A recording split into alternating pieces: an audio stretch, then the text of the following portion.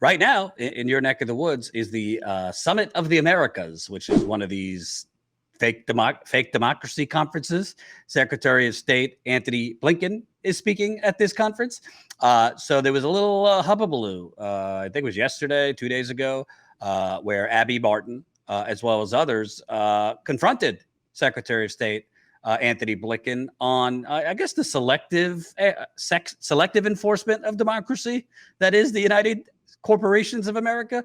Let's first look at Abby, of course, with Empire Files, who does amazing work. She confronted Mr. Blinken on, the Israeli soldiers executing a Palestinian American journalist, as well as other things. Secretary Blinken, what about Shireen Abu Akleh? She was murdered by Israeli forces. Right? CNN just agreed to this. These are your two greatest allies in the Middle East, Saudi Arabia and Israel. They have murdered American journalists, and there have been absolutely no repercussions. And you're sitting up here talking about the freedom of press and democracy. The United States is denying sovereignty to tens of millions of people around the world with draconian sanctions for electing leaders that you do not like.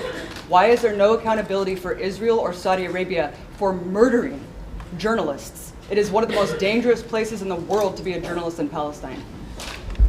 I deplore the loss of Shireen. She was a remarkable journalist, an American citizen, as you all know.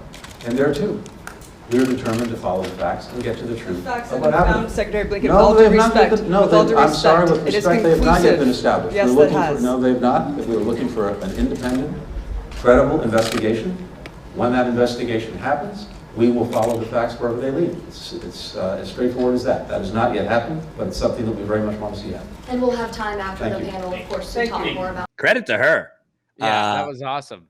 Yeah. Listen, we're going to wait until you guys forget about this and continue doing nothing. That's what he means by they're waiting for an investigation.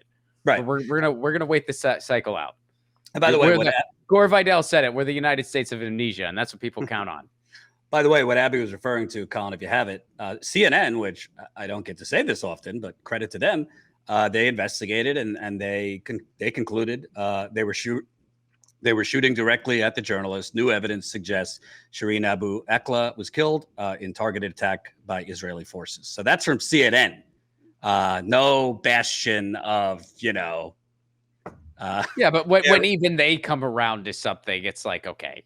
Right. How much, And by the way, putting aside who killed her, which, I mean, not just CNN, but what's that terrible place?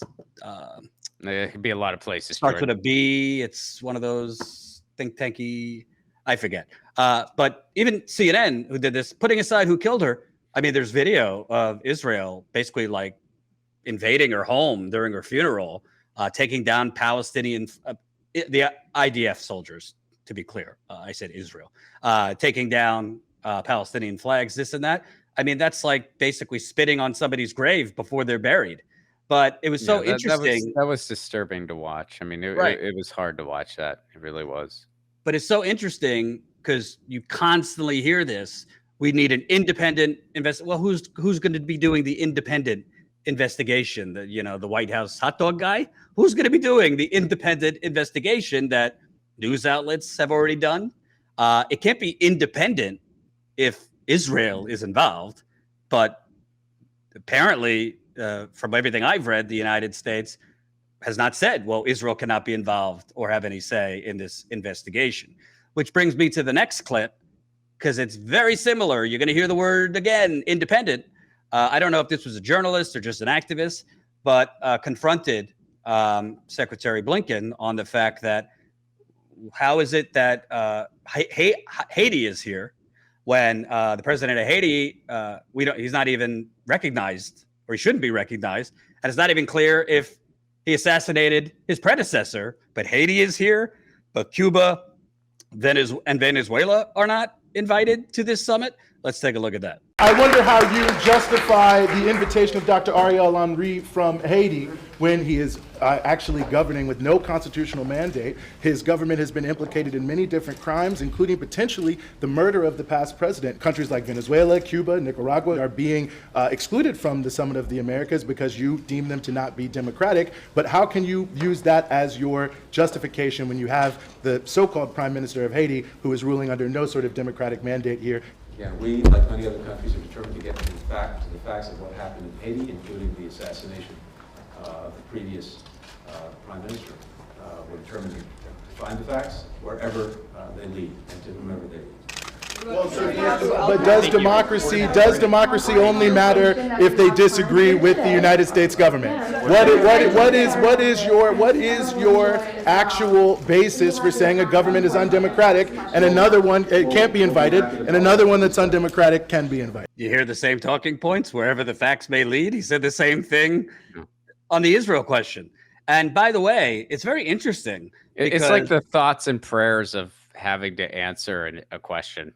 Yes, that's a very good thing. It's like the thought. Well, we're waiting for the facts will be where they lead. That's like the thoughts and prayers of actually answering a question.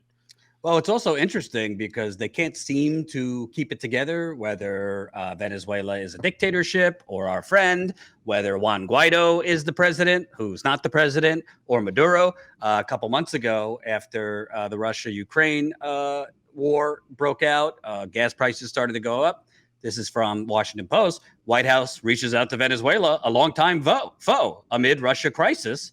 The Biden White House inched closer Monday to a modest reapproachment with oil-rich Venezuela, a bitter foe to the oppressive policies of President Nicolas Maduro, as it urgently sought ways to stave off the economic, diplomatic, and political impact of soaring gas prices that nudged over $4 a gallon.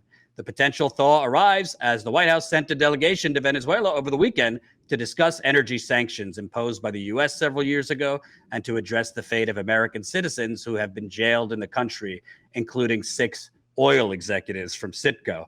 So it's very interesting. They're democratic enough for us to go visit, and let's just be clear, we're visiting them to try and get their oil, but not democratic enough to be invited to this conference. By the way, Nicaragua, who we basically destroyed that country several decades ago. Yeah, I mean, that's. By the way, how much is gas in your neck of the woods? Like $7.50? Oh, how about? Well, 6 is pretty much the average, 6-ish. Okay. But then you have a few places in California, and it's not just in LA area; it's throughout the state, where it's like they're really gouging big time for whatever reason. I don't know exactly how that works, but it's like past 9 in some places. So it's pretty crazy, man. We got to get off fossil fuels. It's over. It's time. We got to get off of it. Absolutely. So, yeah, I just wanted the audience to see that. Credit to Abby, because you're not going to hear actual U.S. corporate journalists ever press anybody, much less the Secretary of State, on that. I'm surprised she got in the building, frankly. But that's what we need. Because she changed her hair color. They didn't recognize her. Might be true. They were like, who are you? And she said, I am Gabby Martin. I work for NPR. Absolutely. And they're like, oh, absolutely. That's my theory. I don't know. I don't quote me on that. Ask Gabby or Abby. No, I did.